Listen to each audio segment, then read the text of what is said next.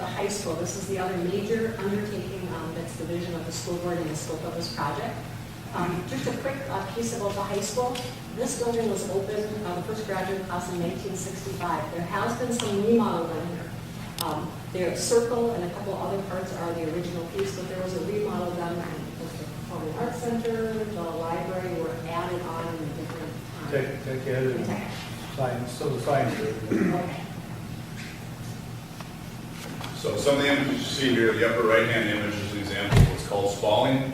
Spalling is a result of moisture getting into brick, not being able to get out of the brick before the freeze-thaw cycle happens, and the brick literally deteriorates from the inside out from the freeze-thaw moisture.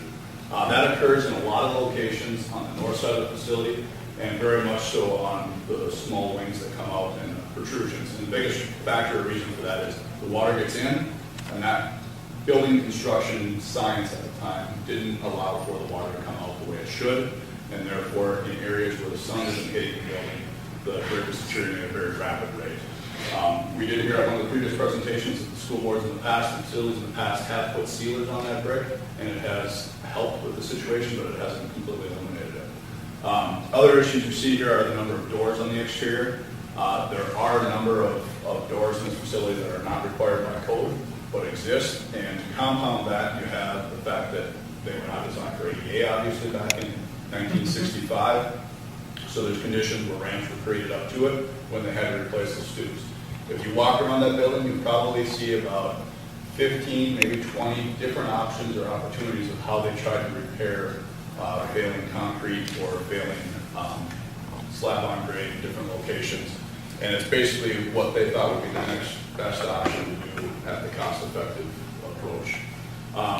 The other interesting fact about the circle that we didn't realize is when we did the assessment, we realized that there weren't enough expansion joints. Expansion joints in brick protect the brick from movement and cracking and failure.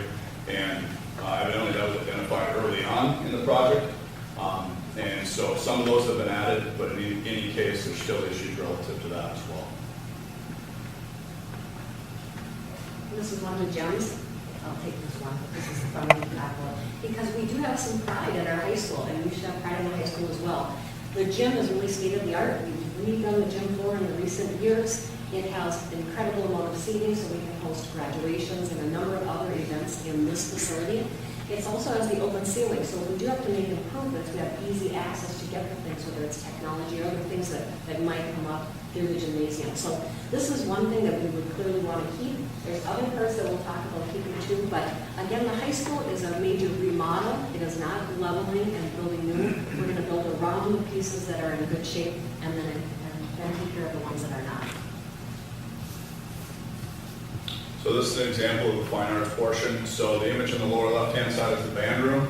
The image in the upper right-hand side is actually the lobby to the auditorium, which also functions as the orchestra practice room and setup. So again, the building when it was built, orchestra wasn't necessarily provided in the same sense that it is today as a full curriculum, and so there isn't space for that currently.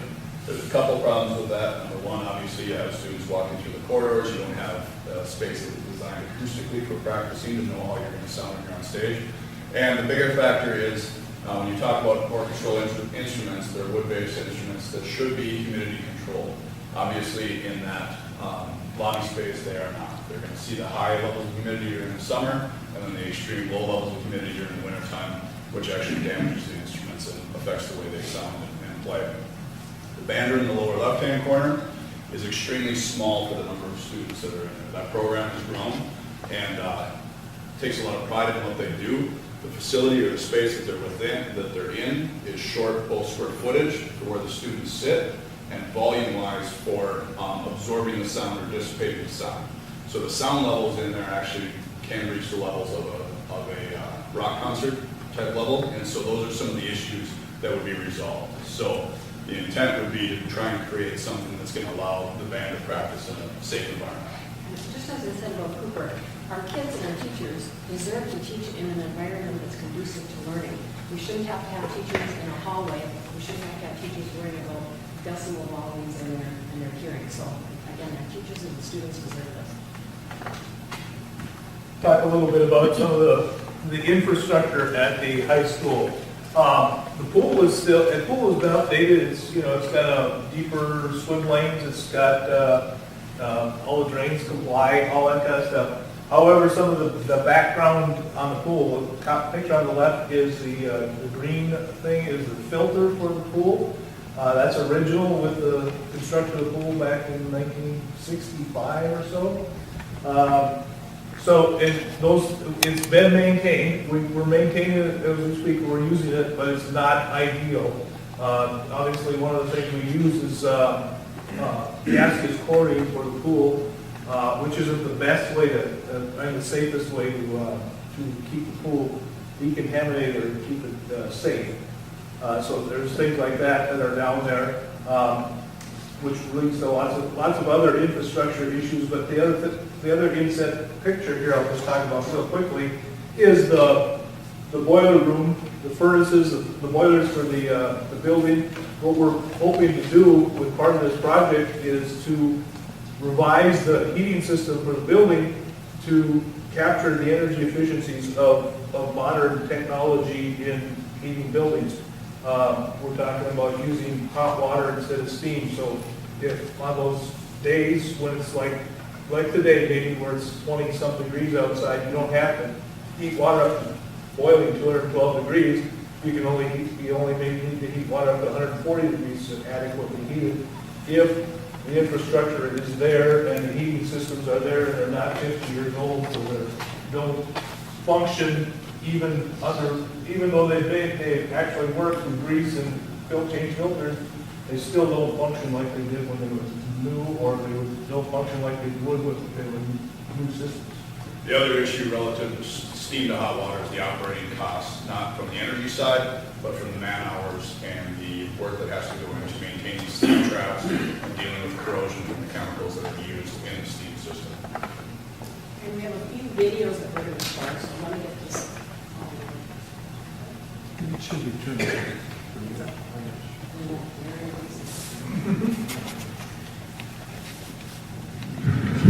High school circle, second floor.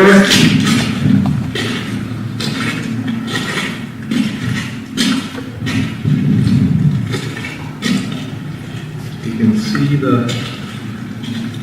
issue with the bricks coming apart, falling, cracking.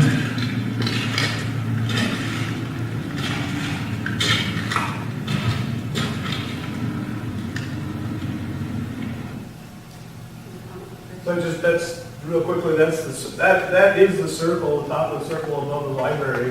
I'm walking on the library ceiling when I took that picture, and it gives you an illustration of what types of problems are occurring with that brick. It's not only we talked about spalling, we talked about some of that deterioration from the water, but there is also movement in the building itself because of the brick.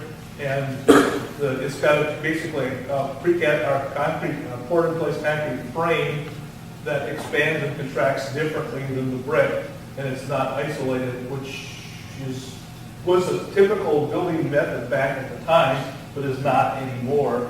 And that would, those types of things create problems where you have no solutions for them as they sit.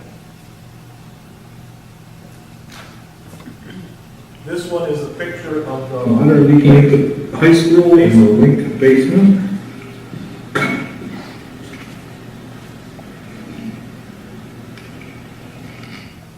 This is probably my worst picture of a water leak.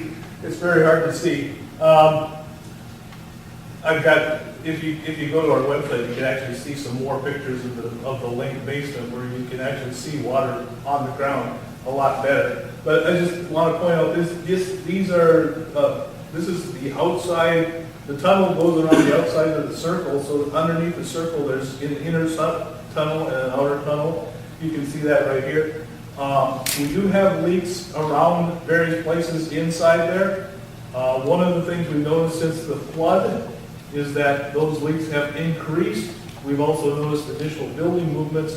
We keep our eye on them. We've been watching them. We've been fixing as we need to be, but their building's starting to move on us, and I can only foresee further problems like we saw in the previous video. talk with me about the pipes and? Okay, a little bit more about the infrastructure, pipes.